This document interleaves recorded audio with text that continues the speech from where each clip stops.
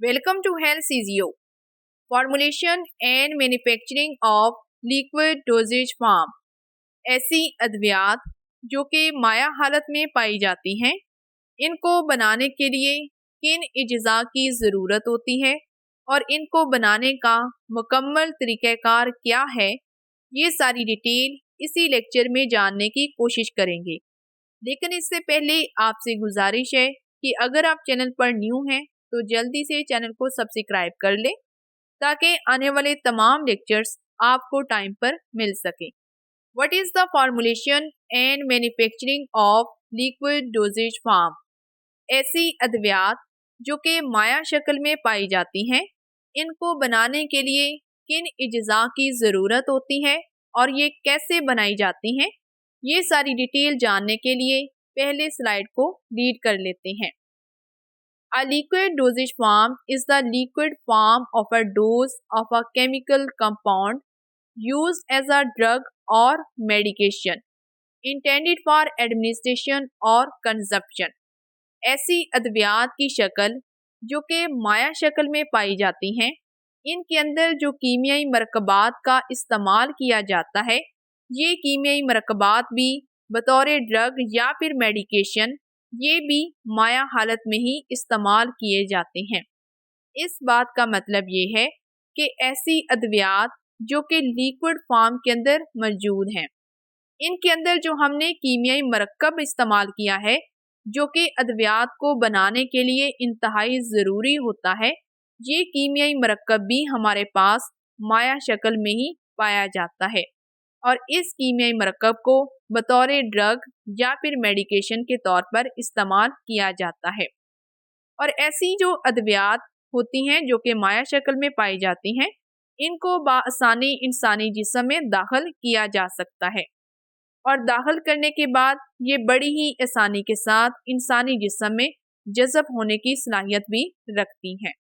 Formulation of the liquid doses form.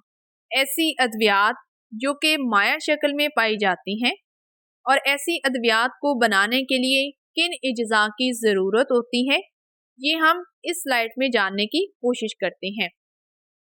A liquid dosage form generally consists of a drug or drugs together with a varying number of other substances called excipients. ऐसी अद्वियात की शक्ल जो कि माया शक्ल में पाई जाती हैं, इनको बनाने के लिए जो सबसे अहम अज्जा होता है उसको हम ड्रग कहते हैं। आप इस ड्रग को एक्टिव कॉन्स्टिट्यूएंट या फिर एक्टिव फार्मास्यूटिकल इंग्रेडिएंट का नाम भी दे सकते हैं और ये वो केमिकल होता है जो कि किसी भी बीमारी के खिलाफ काम करने के लिए सबसे अहम किस्म का जुज होता है। और जो अद्वियात माया शक्ल में पाई जाती हैं, इनको बनाने के लिए आप एक ड्रग या फिर एक से ज़्यादा यानी कि 2 या फिर 3 केमिकल्स का भी इस्तेमाल कर सकते हैं और इन ड्रग्स या फिर केमिकल्स के अलावा जो इनके अंदर बाकी अज़ाफ़ी चीज़ें डाली जाती हैं जो कि किसी भी दवाई को बनाने के लिए इंतहाई ज़रूरी होती हैं, उन तमाम अज़ाफ़ी चीज़ों को हम एक्सिपिएंट का नाम देते हैं। अब ये जो हमारे पास अज़ाफ़ी चीज़ें हैं जिनको एक्सिपिएंट कहा जा रहा है, ये कौन कौन से एक्सिपिएंट हैं वो जानने की कोशिश करते हैं, जिसमें हमारे पास पहले नंबर पर है स्वीटनिंग एजेंट्स, जिसका मतलब ये होता है कि ऐसी चीज़ें, ऐसे केमिकल्स जो कि अद्वियात में मीठापन पैदा करते हैं। अब जो हमारे पास अद्वियात माया शक्ल में पाई जाती हैं, इनके अंदर अगर जो भी केमिकल इस्तेमाल किया जा रहा है वो केमिकल थोड़ा सा कड़वा भी हो सकता है और इसके इस कड़वेपन को ख़त्म करने के लिए इसमें मीठी चीज़ों का इस्तेमाल करके हम इसके अंदर एक मीठापन ला सकते हैं। इसके बाद हमारे पास दूसरे नंबर पर है फ्लेवरिंग एजेंट्स। माया हालत में पाई जाने वाली अद्वियात के अंदर एक खूबसूरत जायका और एक अच्छी खुशबू पैदा करने के लिए इनके अंदर फ्लेवरिंग एजेंट्स का इस्तेमाल किया जाता है। इसके बाद हमारे पास तीसरे नंबर पर है कलरिंग एजेंट्स। अद्वियात को एक खूबसूरत रंग देने के लिए इनमें रंगों का इस्तेमाल भी किया जाता है, लेकिन यहाँ पर आपको ये बात ज़हन नशीन रहे कि जो भी रंग अद्वियात में इस्तेमाल किए जाते हैं वो रंग इंसानी सेहत के लिए फायदेमंद होने चाहिए।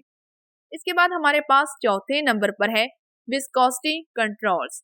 ऐसी अद्वियात जो कि खास तौर पर ऑरली ली जाती हैं। ऐसी अद्वियात जो कि माया शक्ल में पाई जाती हैं और वो खास तौर पर मुंह के रास्ते से ही ली जाती हों, उनके अंदर विस्कोसिटी का मेंटेन होना इंतहाई ज़रूरी होता है। ऐसी अद्वियात में गाढ़ापन पैदा करने के लिए इनमें कुछ विस्कस एजेंट्स का इस्तेमाल किया जाता है, जिसको हम विस्कोसिटी एजेंट्स या फिर विस्कोसिटी कंट्रोलिंग एजेंट्स का नाम दे सकते हैं। इसके बाद पांचवें नंबर पर है प्रिजर्वेटिव्स। अद्वियात को लंबे अरसे तक महफूज करने के लिए इनमें कुछ हिफाजती एजेंट्स का इस्तेमाल किया जाता है, जिनको प्रिजर्वेटिव्स कहते हैं, ताकि अद्वियात काफ़ी अरसे तक महफूज रखी जा सके। 6 नंबर पर है एंटीऑक्सीडेंट्स। ये वो एजेंट्स होते हैं, ये वो केमिकल सब्सटेंसेस होती हैं जो कि किसी भी अद्वियात के लिए इंतहाई ज़रूरी होती हैं, ताकि अद्वियात के अंदर किसी भी तरह की हवा की जो नमी है वो दाखिल ना हो सके, और अगर वो दाखिल हो भी जाए तो बाकी तमाम सब्सटेंसेस को वो बिल्कुल भी ख़राब ना कर सके। तो इस तरह से ऐसी अद्वियात जो कि ख़ास तौर पर माया शक्ल में पाई जाती हों, जो कि एक ख़ास किस्म की बोतल के अंदर ही बंद की जाती हों, और अगर बोतल का ढक्कन खुला भी रह जाए और उसमें नमी चली भी जाए, तो ऐसे केमिकल्स को महफूज करने के लिए उनमें एंटीऑक्सीडेंट्स का इस्तेमाल किया जाता है, ताकि नमी जो है वो ख़त्म फ़ौरन से हो जाए और बाकी तमाम केमिकल्स को कोई भी नुकसान ना पहुँचे। Most common liquid doses form is syrup और ऑरल सॉल्यूशंस। माया हालत में पाई जाने वाली अद्वियात की इश्काल की बात करें तो उसमें जो कॉमन एग्जाम्पल है वो है सिरप, जो कि हम ऑरल सॉल्यूशंस के तौर पर इस्तेमाल करते हैं, जिसको हम इसी लेक्चर में डिटेल के साथ आने वाली स्लाइड्स में डिस्कस भी करेंगे।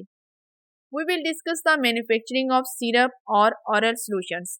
इस लेक्चर में हम सिरप को बनाने के लिए किन अज्जा की ज़रूरत होती है और ये सिरप कैसे बनाए जाते हैं, ये सारी डिटेल हम इसी लेक्चर में आने वाली स्लाइड्स में डिस्कस करेंगे। सिरप। इस लेक्चर में माया हालत में पाई जाने वाली अद्वियात में सिरप को डिस्कस करेंगे और ये जानने की कोशिश करेंगे कि सिरप को बनाने के लिए किन अज्जा की ज़रूरत होती है, ये कैसे बनाए जाते हैं, छोटे लेवल पर और बड़े लेवल पर सिरप की तैयारी किस तरह से की जाती है, ये सारी डिटेल इसी लेक्चर में जानने की कोशिश करेंगे। मैन्युफैक्चरिंग ऑफ सिरप और ऑरल सॉल्यूशन, जहाँ पर हम ये जानने की कोशिश करते हैं कि सिरप को बनाने के लिए किन अज्जा की ज़रूरत होती है और ये कैसे बनाए जाते हैं।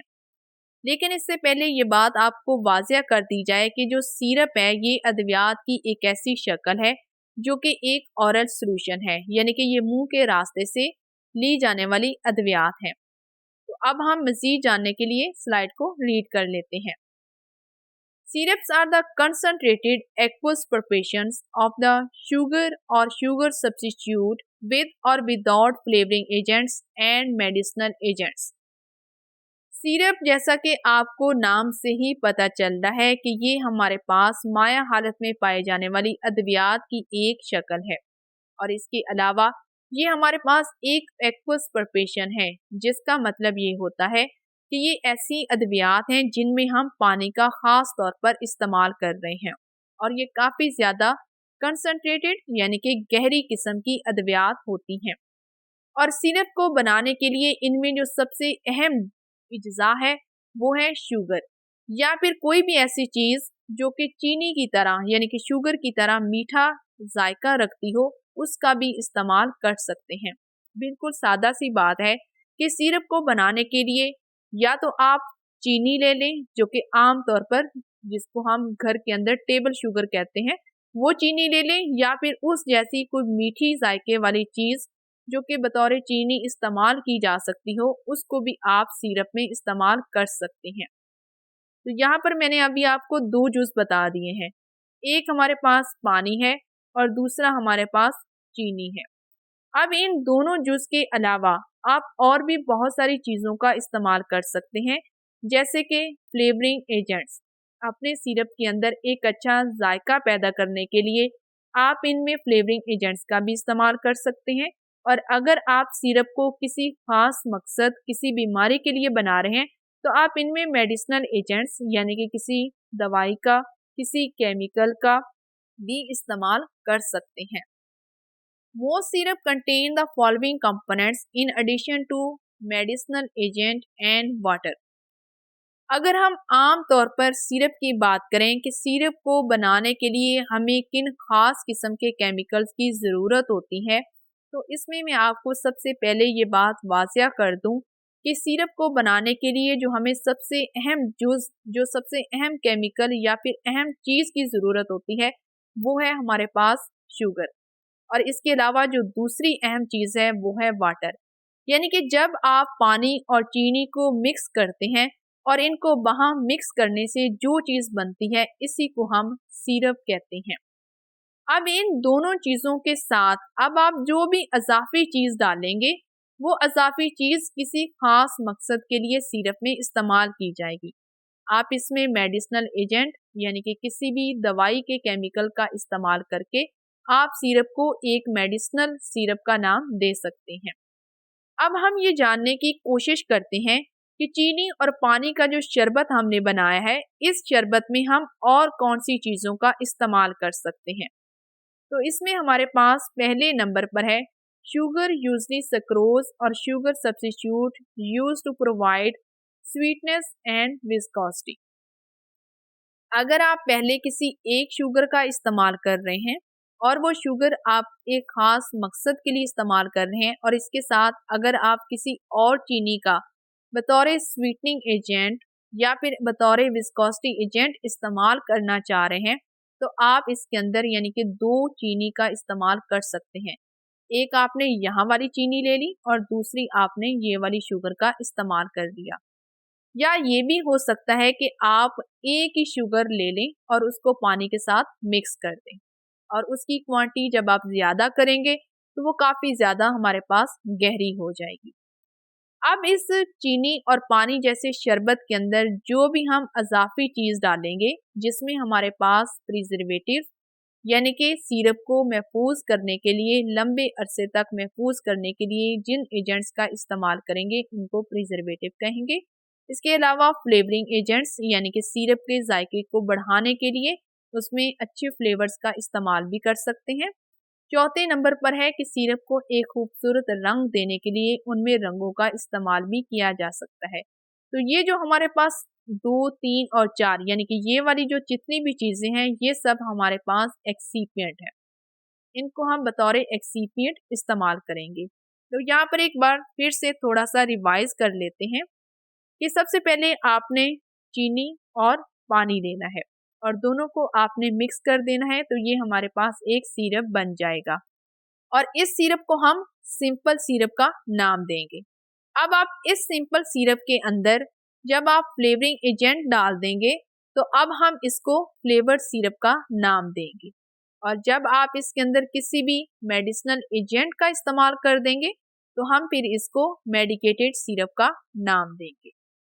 Some may also contain special solvents, solubilizing agents and thickeners.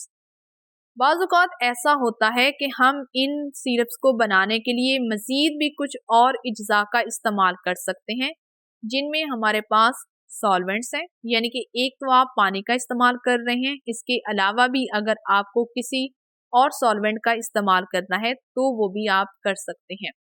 और सॉल्बिलाइजिंग एजेंट्स खास तौर पर ऐसे सिरप जिनके अंदर हम किसी भी सॉलिड पार्टिकल का इस्तेमाल कर रहे हों, सॉल्वेंट और सॉलिड दोनों एक दूसरे के साथ मिक्स ना कर रहे हों, तो इस सूरत में हम उन दोनों चीज़ों को हल करने के लिए सॉल्बिलाइजिंग एजेंट्स का भी इस्तेमाल कर सकते हैं। इसके अलावा थिकनर्स यानी कि विस्कोसिटी एजेंट्स का भी इस्तेमाल किया जाता है। Depending on the physical and chemical characteristics of the ingredients, there are the 4 different methods used for the manufacturing of the syrup.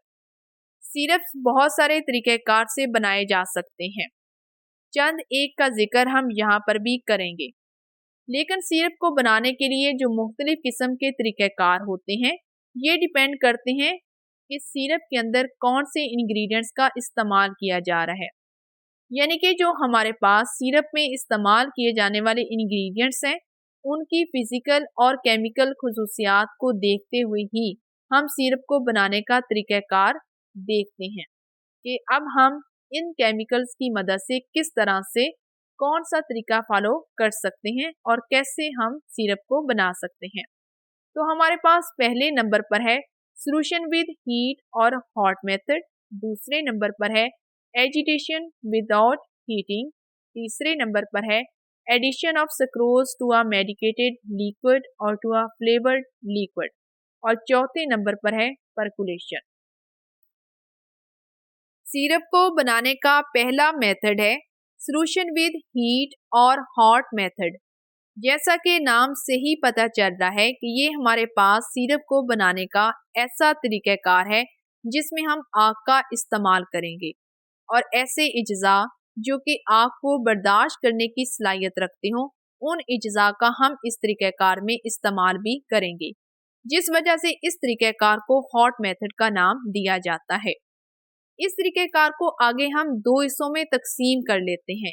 ये बात आपको वाज़िया रहे कि ये तकसीम हमने इज्जा की बुनियाद पर ही की है, जिसमें हमारे पास पहले नंबर पर है फॉर थर्मोस्टेबल और नॉन वोलेटाइल इंग्रेडिएंट्स, ऐसे इज्जा जो कि आग को बर्दाश्त करने की सलाहियत रखते हों और ख़ुद को आग पर मतवाजन रखने की भी सलाहियत रखते हों, या फिर ऐसे इज्जा जो कि हवा में उड़ने की सलाहियत ना रखते हों, ऐसे इज्जा का हम इस तरीक़ाकार में इस्तेमाल करेंगे।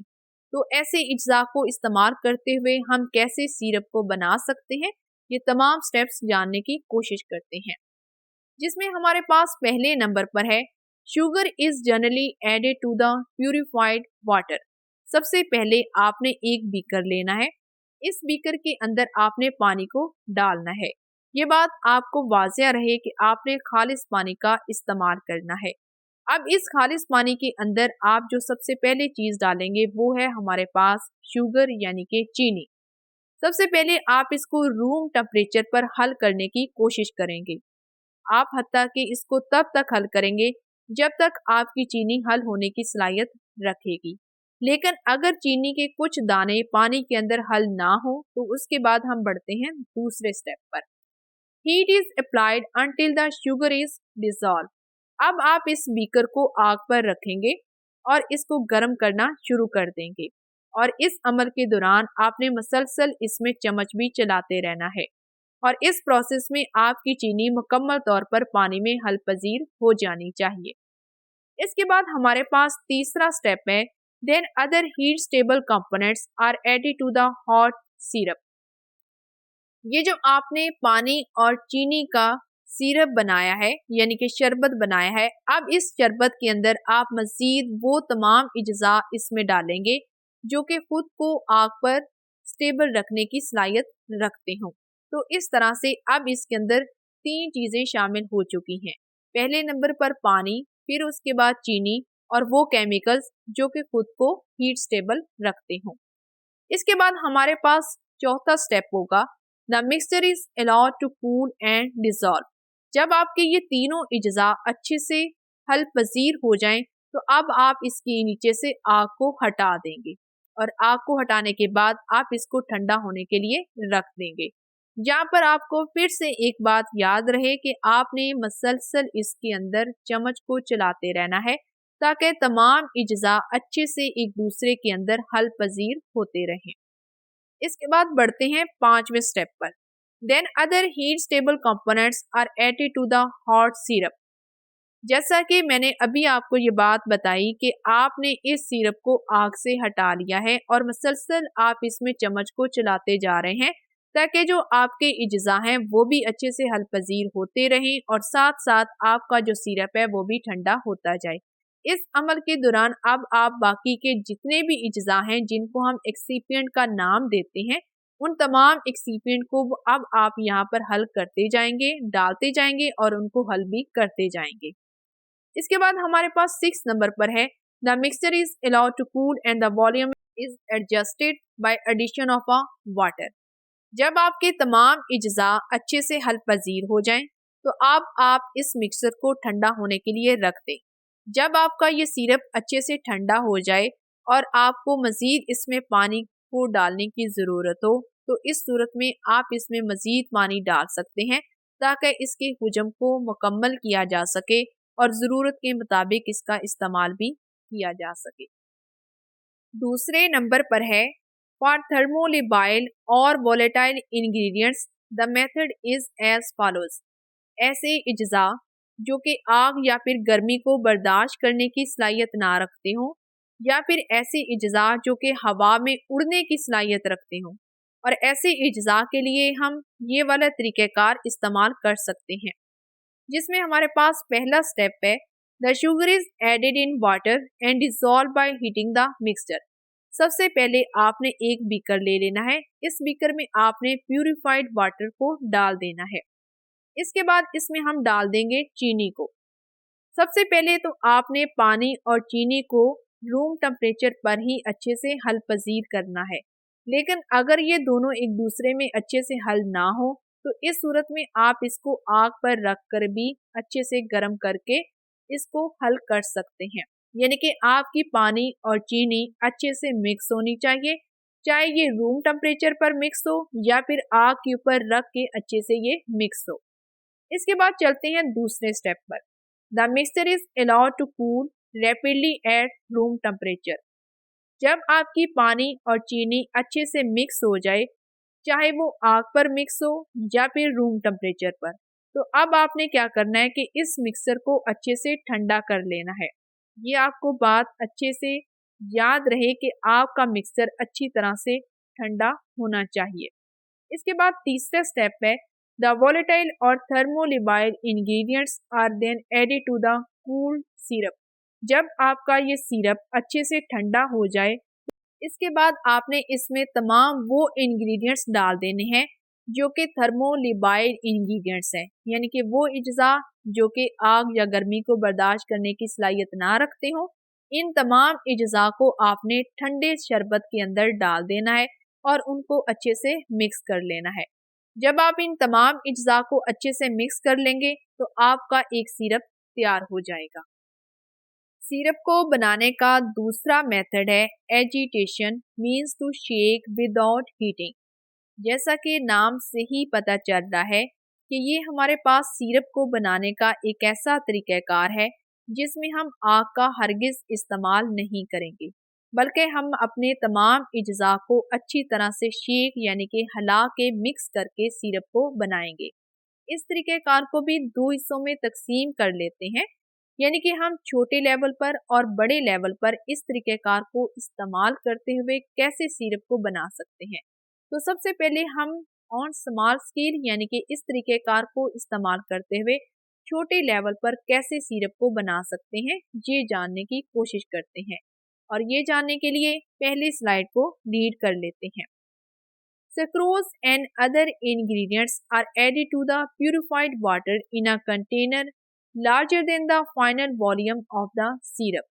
सबसे पहले आपने एक ऐसे बर्तन को लेना है जो कि अच्छी तरह से बंद हो, यानी कि आपका जो बर्तन है वो बीकर की शक्ल में नहीं होना चाहिए, बल्कि आपका जो बर्तन है कुछ इस शक्ल में होना चाहिए जिसके अंदर सिर्फ ऊपर या फिर नीचे वाली सतह पर रास्ता हो और बाकी उसके तमाम हिस्से अच्छी तरह से बंद हो। सबसे पहले आपने इसमें प्यूरिफाइड वाटर को डाल देना है और उसके बाद आपने इसमें चीनी को डाल देना है। दो इंग्रेडिएंट्स आपने डाल दिए, पानी और चीनी, और इसको आपने अच्छी तरह से मिक्स कर लेना है।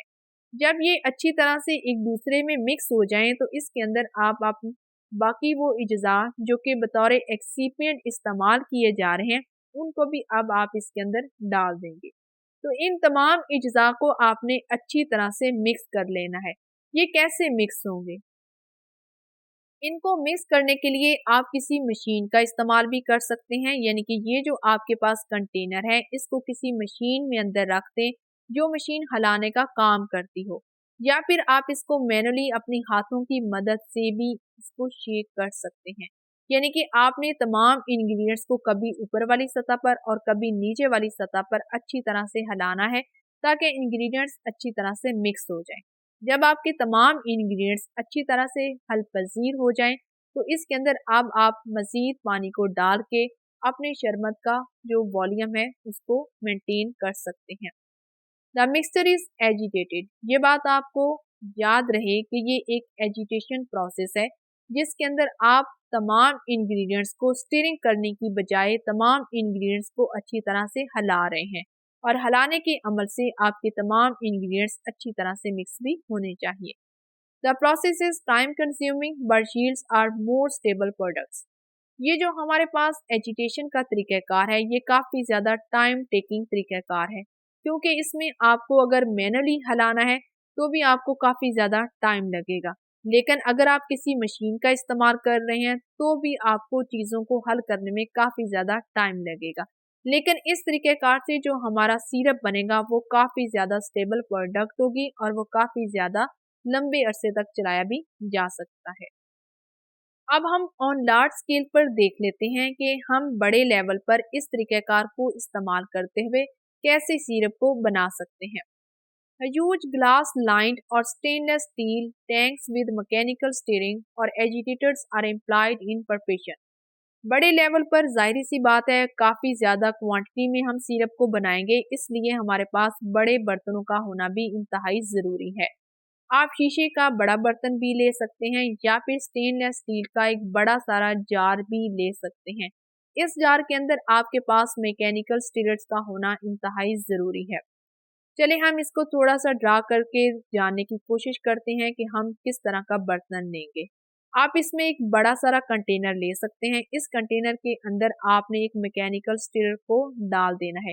ये जो मैकेनिकल स्टीलर होगा हमारे पास, इसके आगे काफ़ी ज़्यादा पंखे नुमा स्ट्रक्चर्स लगे होंगे जो कि चीज़ों को हिलाने का काम करेंगे, और ये इस बीकर में से या फिर इस कंटेनर में से निकाला भी जा सकता है और इसको डाला भी जा सकता है।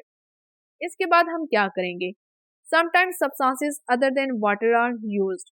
बाज़-औक़ात ऐसा होता है कि हम सबसे पहले चीनी और उन तमाम अज्जा को डाल देते हैं जो कि एक दूसरे में पहले से हल होने की सलाहियत रखते हों, या फिर हम इसको सादा तरीका से ही बनाने की कोशिश करते हैं कि आपने सबसे पहले इसके अंदर पानी को डाल देना है, उसके बाद आपने इसके अंदर चीनी को डाल देना है और इस मशीन को आपने कर देना है ऑन, यानी कि स्टीलर्स को आपने बिजली की मदद से ऑन कर देना है और आपकी पानी और चीनी अच्छे से मिक्स हो जाए।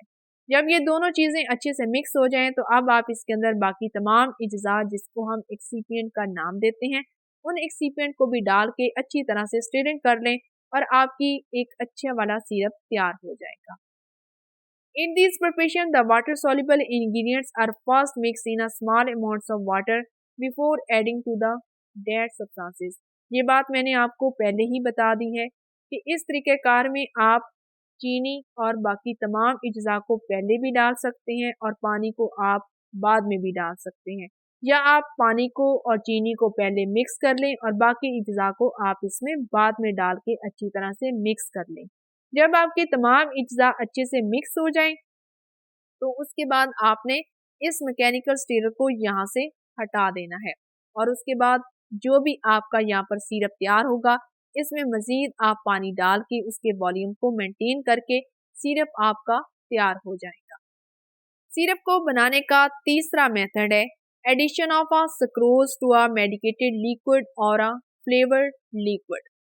ये सिरप को बनाने का एक ऐसा तरीक़ाकार है जिसमें हम सुक्रोज का इस्तेमाल कर रहे हैं जिसको हम शुगर भी कहते हैं, और ये हमारे पास एक ऐसा सिरप है जो कि हमारे पास मेडिकेटेड या फिर फ्लेवर्ड सिरप है, यानी कि यहाँ पर हम सादा शरबत को नहीं बना रहे बल्कि एक ख़ास किस्म की दवाई को डालते हुए, एक ख़ास किस्म का फ्लेवर डालते हुए हम अपने सिरप को बना रहे हैं। तो इस तरीक़ेकार से हम कैसे सिरप को बना सकते हैं ये जानने के लिए पहले स्लाइड को रीड कर लेते हैं। In some preparations, where tinctures or fluid extracts are to be employed as ingredients, the unnecessary alcohol-soluble contents of that tincture or fluid extract is separated out by mixing the water and allowed to settle. The unnecessary and insoluble ingredients are filtered। सबसे पहले आपने एक ऐसे ingredients को लेना है जिसका आपने टिंचर निकाला हुआ है, यानी कि ऐसे इंग्रेडिएंट्स जिसको आपने पहले से ही एक्सट्रैक्शन करके निकाला हुआ है। ऐसे इंग्रेडिएंट्स के अंदर जाहिर सी बात है आपने अल्कोहल का इस्तेमाल भी किया होगा। तो आपने इन तमाम अज्जा को, जिसको हमने बतौर एक्सट्रैक्ट निकाला हुआ है, इन तमाम अज्जा को आप सबसे पहले पानी के अंदर डाल के अच्छे से हल पजीर कर लें। अगर आपके ये तमाम इंग्रेडिएंट्स पानी के अंदर हल पजीर ना हो, क्योंकि अल्कोहल आप इसके अंदर इस्तेमाल कर रहे हैं, इस वजह से अगर आपके ये तमाम इंग्रेडिएंट्स इस पानी के अंदर हल पजीर ना हो, तो फिर भी आप इसको कोशिश करें कि आप इसकी अच्छी तरह से स्टीयरिंग करें। अच्छी तरह से जब आप इसको हिलाएंगे, इसके अंदर चम्मच को चलाएंगे, तो हो सकता है कि आपके काफ़ी ज़्यादा इंग्रेडिएंट्स इसके अंदर मिक्स हो जाएं। लेकिन अगर फिर भी आपके अज्जा इसमें मिक्स ना हो, तो फिर आप इसको फिल्टर भी कर सकते हैं, ताकि जो चीज़ें हल पजीर हो चुकी हैं वो अलहदा हो जाएं और जो चीज़ें हल नहीं हो सकी उसको आप अलहदा कर दें। Sugar is then dissolved in the filtrate obtained by heating or simply agitation with a mixture thoroughly। जब आपके तमाम इंग्रेडिएंट्स जो कि आपने एक्सट्रैक्ट निकाला हुआ है, जब आपने उसको पानी में हल कर लिया, चाहे वो हल हुए हैं या वो नहीं हुए, तो उसके बाद आपने उसको फिल्ट्रेट कर लिया। वो जो चीज़ आपने फिल्ट्रेट की है, जिसके अंदर आपके काफ़ी ज़्यादा निकला हुआ एक्सट्रैक्ट पानी में हल हो चुका होगा, इसके अंदर अब आप डाल देंगे चीनी को। और चीनी को डालने के बाद अब आप क्या करेंगे, उसको आप अच्छी तरह से एजिटेट करेंगे, यानी कि उसको अच्छी तरह से हिलाएंगे। या फिर अगर आपको लगता है कि इन अज्जा को आग पर गर्म करके इनको मिक्स करने की ज़रूरत है, तो आप इस पर आग का इस्तेमाल भी कर सकते हैं। If the tincture is miscible then it simply added to the simple syrup to the flavoured syrup. अगर तो आपका टिंचर अच्छी तरह से हल पजीर हो सकता है, तो अब आप इस सादा सिरप को फ्लेवर्ड सिरप में कन्वर्ट कर सकते हैं। लेकिन अगर आपको लगे कि यह अच्छी तरह से हल पजीर नहीं हो सकता, तो फिर आप इसमें फ्लेवर्ड सिरप का इस्तेमाल ना करें। इस तरीक़ेकार को एक बार फिर से समझने की कोशिश करते हैं। सबसे पहले आपने एक कंटेनर ले लेना है, जिसको हम बीकर का नाम देते हैं।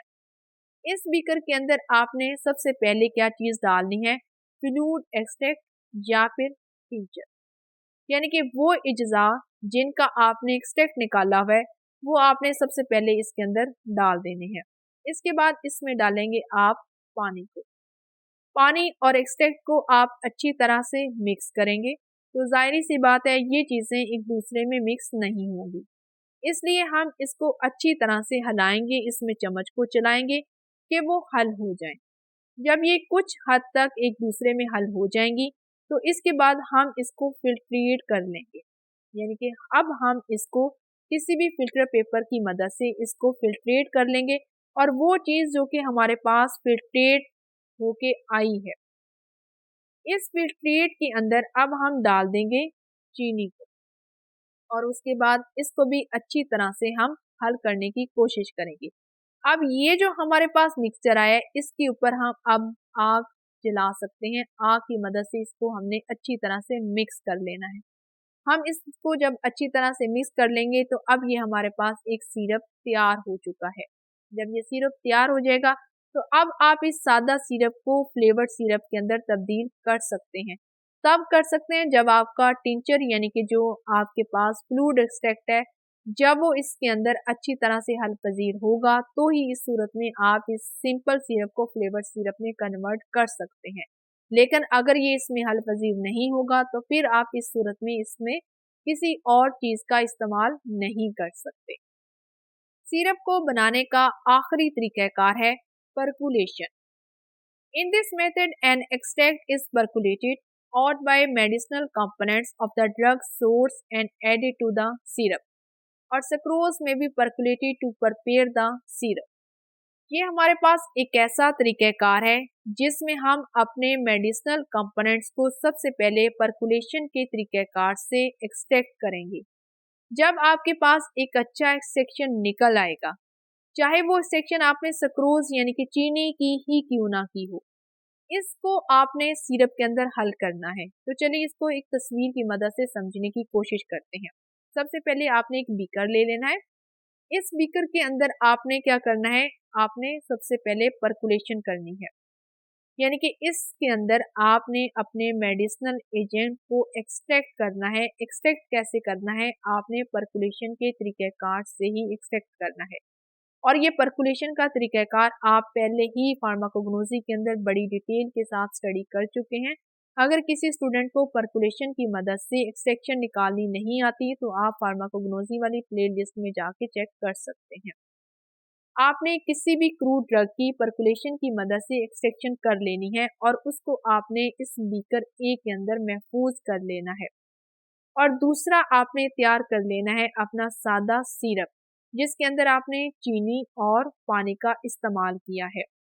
ये चीनी और पानी आपकी अच्छी तरह से मिक्स होनी चाहिए, चाहे आपने इसको आग पर या फिर आग के बगैर ही मिक्स क्यों ना हो, लेकिन आपका मिक्सर अच्छी तरह से ठंडा होना चाहिए।